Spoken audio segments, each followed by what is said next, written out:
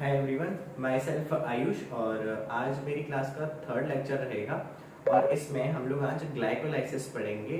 अब ग्लाइकोलाइसिस क्या होता है मैंने आपको पिछली क्लास में भी बताया था और इस ग्लाइकोलाइसिस को समझाने के लिए मैं आपको स्ट्रक्चरल वे में पढ़ाऊंगा एकदम। इससे क्या रहेगा कि स्ट्रक्चर का नाम जो रहता है ना, वही नाम स्टेप बाय स्टेप नाम दिए हुए हैं, तो वो नाम याद करने में बहुत आसानी हो जाएगी हम लोगों को। ठीक है, तो देखो हम स्टार्ट करते हैं ग्लाइकोलाइसिस।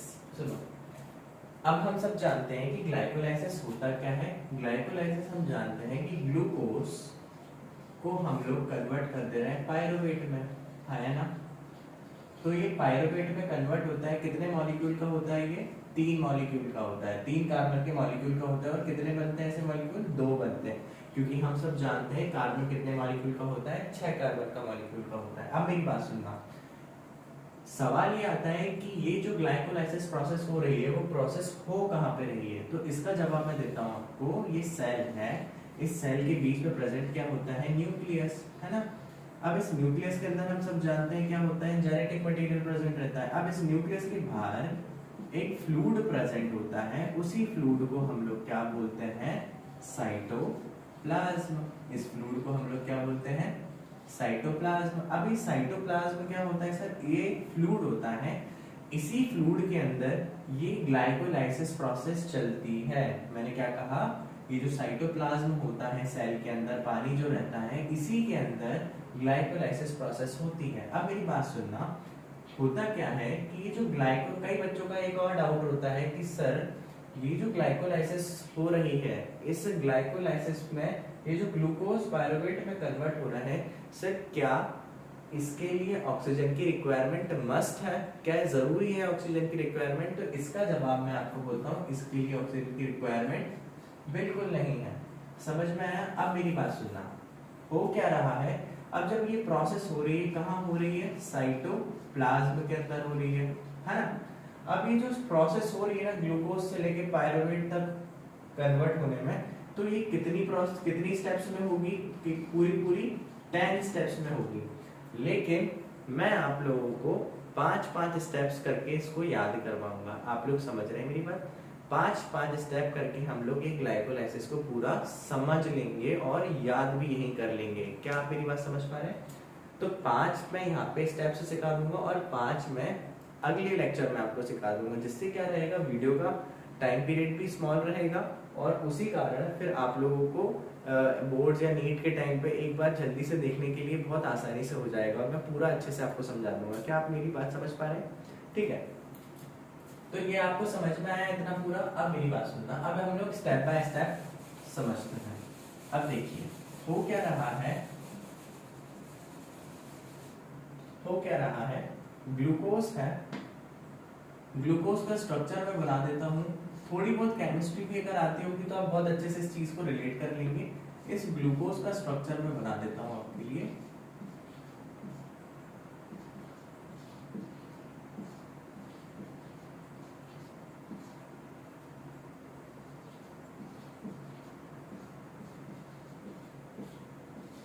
अब ये क्या है? ये एक पूरा ग्लूकोज का स्ट्रक्चर है। मैं आपको कार्बन भी गिना देता हूँ। हम सब जानते हैं कि ग्लूकोज कितने कार्बन का बना होता है? 6 कार्बन का बना होता है। तो देखो, एक कार्बन ये हो गया, एक कार्बन ये हो गया, बोले तो 1, मैं ब्लैक से लिख देता हूँ, 1 2 3 और ये 4 और ये 5 और ये ऊपर वाला 6।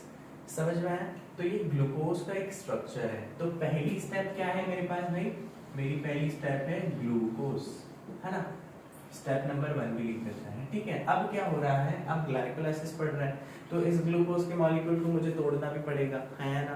तो चलो पहली स्टेप पे तो ग्लूकोज लिखा गया, अब इस ग्लूकोज के मॉलिक्यूल को हम तोड़ते हैं। देखो क्या हो रहा है, जब मैं इस ग्लूकोज के मॉलिक्यूल को तोड़ूंगा तो मेरे को एक एंजाइम की जरूरत पड़ेगी। उस एंजाइम का नाम होता है हेक्सोकाइनेज। अब जो ये काइनेज वर्ड होता है ना, अब ये काइनेज का मतलब मैं आपको समझा देता हूँ, बहुत काम की चीज है। ये एक ऐसा एंजाइम होता है जहां पे भी काइनेज आ जाता है, उसमें आप लोग याद रखना, ये एंजाइम क्या करेगा, या तो एटीपी को एडीपी में कन्वर्ट कर देगा। भाई 3 फॉस्फेट थे, 3 फॉस्फेट की जगह 2 फॉस्फेट में कन्वर्ट कर देगा, एनर्जी होती है। या तो ये एटीपी को एटीपी में कन्वर्ट कर देगा।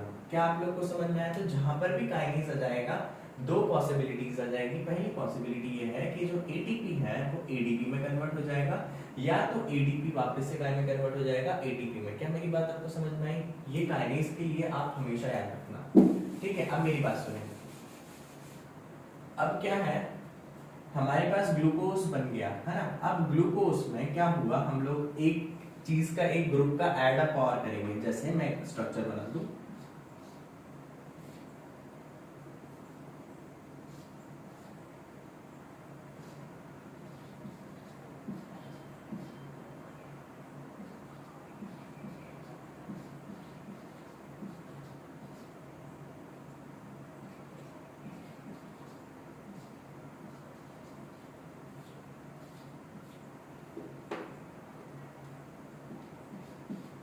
अब देखिए यहाँ पे हुआ क्या, इस स्टेप में हुआ ये कि एटीपी आया और एटीपी काय में कन्वर्ट हो गया एडीपी में, क्योंकि यहाँ पे देखो एंजाइम कौन सा है, काइनेज।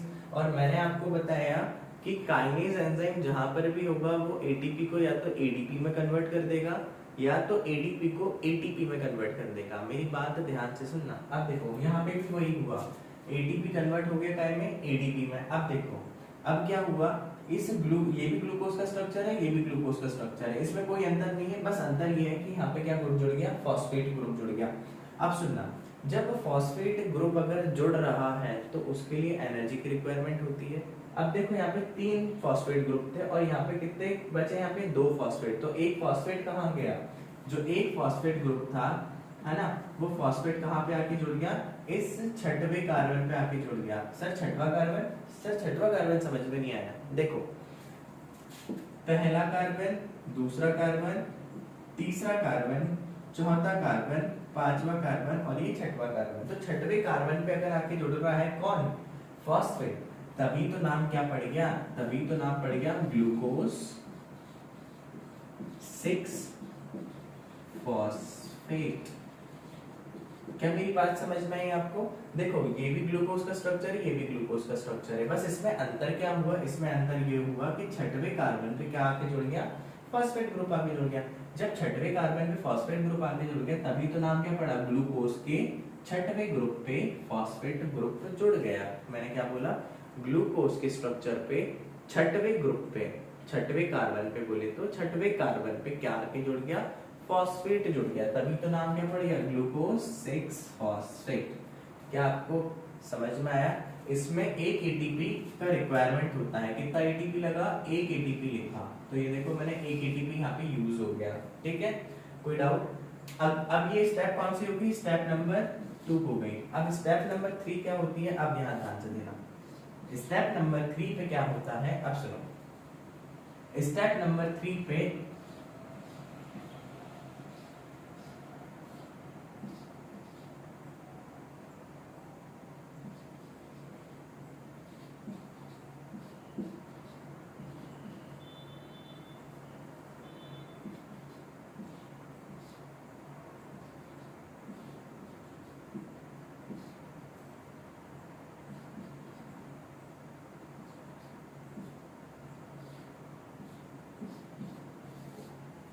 अब यहाँ पे देखिए, यहाँ पे भी क्या हुआ, फॉस्फेट उसकी जगह अपनी जगह फॉस्फेट रखा हुआ है, लेकिन चेंजेस क्या आ गया, चेंजेस इसके स्ट्रक्चर में चेंज आ गया। काय में चेंज आ गया, स्ट्रक्चर में चेंज आ गया। और हम लोगों ने केमिस्ट्री में पढ़ा है कि अगर स्ट्रक्चर में चेंज आ जाता है तो हम लोग उसको बोलते हैं आइसोमर। तो स्ट्रक्चर आइसोमर पढ़ा है ना हम लोगों ने, तभी तो यहाँ पे एक एंजाइम आया, तभी तो यहाँ पे एक एंजाइम आता है। उस एंजाइम को हम लोग क्या बोलते हैं, आइसो।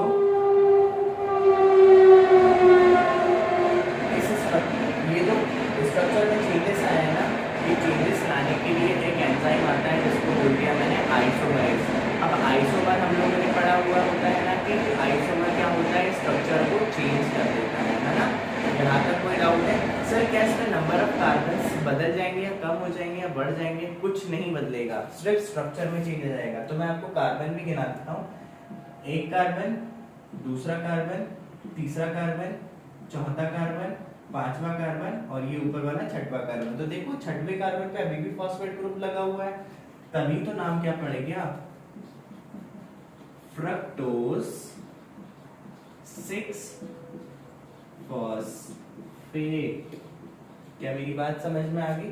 देखो फ्रक्टोज इसलिए पड़ा क्योंकि अरेंजमेंट बदल गया एटम्स का। मेरी बात सुनो, अरेंजमेंट बदल गया एटम का, स्ट्रक्चर बदल गया एटम का, तभी तो इसका नाम क्या बढ़ गया, ग्लूकोज की जगह फ्रक्टोज हो गया। सर तो इसमें जो फ्रक्टोज है, तो छठवें नंबर पे जो फॉस्फेट ग्रुप लगा हुआ था, क्या वो अभी भी छठवें नंबर पे ही लगा है इस कार्बन के? तो इसका जवाब है हाँ। ये देखो छठवें नंबर पे ही लगा हुआ है, 6 लिख दिया मैंने। तो ये स्टेप नंबर हमारा कौन सा हो गया? हम लोग ना हर एक चीज स्ट्रक्चर के अकॉर्डिंग ही नाम रखा हुआ है, तभी तो हम लोग ने क्या बोला भाई ग्लूकोज का स्ट्रक्चर ये है, उसमें एक एंजाइम है हेक्सोकाइनेज, उसने क्या किया, उसने सिर्फ फॉस्फेट ग्रुप को जोड़ दिया, तो ग्लूकोज के छठवें कार्बन पे फॉस्फेट ग्रुप लग गया। तो ये देखो ग्लूकोज 6 फॉस्फेट हो गया। दूसरी स्टेप, तीसरी स्टेप में कौन सा एंजाइम आया, आइसोमरेज आया। आइसोमरेज ने क्या किया, स्ट्रक्चर ही बदल दिया, और जब स्ट्रक्चर बदल दिया तो उसका नाम क्या हो गया, फ्रक्टोज हो गया उस स्ट्रक्चर का। और कार्बन, छठवें कार्बन के ऊपर अभी भी क्या लगा हुआ है, छठवें कार्बन के ऊपर तो अभी भी फॉस्फेट ग्रुप लगा ही हुआ है। चलो अब मेरी बात सुनना, स्टेप थर्ड होगी। अब स्टेप फोर्थ क्या होती है, चलो आप देखते हैं। स्टेप फोर्थ क्या होती है, उसमें भी एक और ऐसे ही सेम टू सेम फ्रक्टोज का ही स्ट्रक्चर बनाएंगे हम लोग।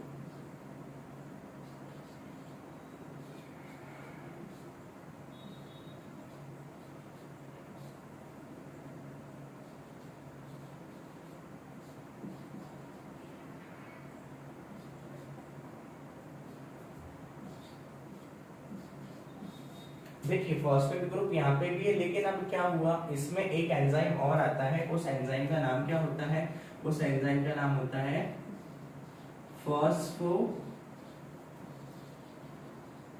Fructose kinase. सर फिर से काइनेज आ गया, तो काइनेज मतलब मैं वही बता रहा हूं आपको, या तो वो एटीपी को एडीपी में कन्वर्ट कर देगा, या तो एडीपी को वापस से एटीपी में कन्वर्ट कर देगा। तो देखो यहाँ पे क्या हुआ, यहाँ पे एक फॉस्फेट ग्रुप लगा हुआ था, तो यहाँ पे क्या लगा दिया, एक और फॉस्फेट ग्रुप लगा दिया, है ना। और जब एक और फॉस्फेट ग्रुप लगा देंगे तो उसके लिए काय की रिक्वायरमेंट हो जाएगी, एटीपी की रिक्वायरमेंट हो जाएगी एक और। समझ में आया? तो एक एटीपी, एक और एटीपी यहाँ पे लग गया, एक एटीपी यहाँ तो लग ही गया था, यहाँ पे एक और एटीपी लग गया, तो 2 एटीपी तो यूज हो गए हमारे। अब देखो ये स्ट्रक्चर का नाम क्या रख दिया गया, जब 2 फॉस्फेट ग्रुप आ गए, पहला और दूसरा, ये छठवें कार्बन पे है और ये पहले कार्बन पे है, पहला कार्बन और छठवां कार्बन, 2 फॉस्फेट ग्रुप लग गए, तभी तो इसका नाम क्या हो गया, फ्रक्टोज 1,6 बिस फॉस्फेट। तो देखो नाम में ही सब कुछ छपा हुआ है, फ्रक्टोज तो बन ही गया था हमारा, आइसोमर ने इसका स्ट्रक्चर ही चेंज कर दिया। जब स्ट्रक्चर चेंज कर दिया तो देखो पहले कार्बन पे और छठवें कार्बन पे दोनों जगह क्या क्या जुड़ गए, फॉस्फेट ग्रुप जुड़ गए, और जब फॉस्फेट ग्रुप जुड़ गए तभी तो यहाँ पे बाय आ गया, बाय मतलब 2, कौन, फॉस्फेट। तो ये नाम इजी हो गया आपको ऐसे याद करना। एक बार मैं क्विक रिवाइज करा देता हूँ ये चारों स्टेप्स को। तो देखो ये स्टेप नंबर 4 ग्लूकोज था, ये ग्लूकोज का स्ट्रक्चर मैंने बना दिया, सिंपल है, आपको भी याद हो जाएगा। इसी ग्लूकोज का स्ट्रक्चर यहाँ पे ऐसा सेम टू सेम ऐसे ही बना दिया। अब इसमें क्या किया मैंने चेंजेस, सिर्फ फॉस्फेट ग्रुप को लगा दिया, इस फॉस्फेट ग्रुप को जोड़ दिया, तो उसके लिए भी मुझे एटीपी की जरूरत पड़ेगी भाई, जोड़ने के लिए भी तो एनर्जी लगेगी।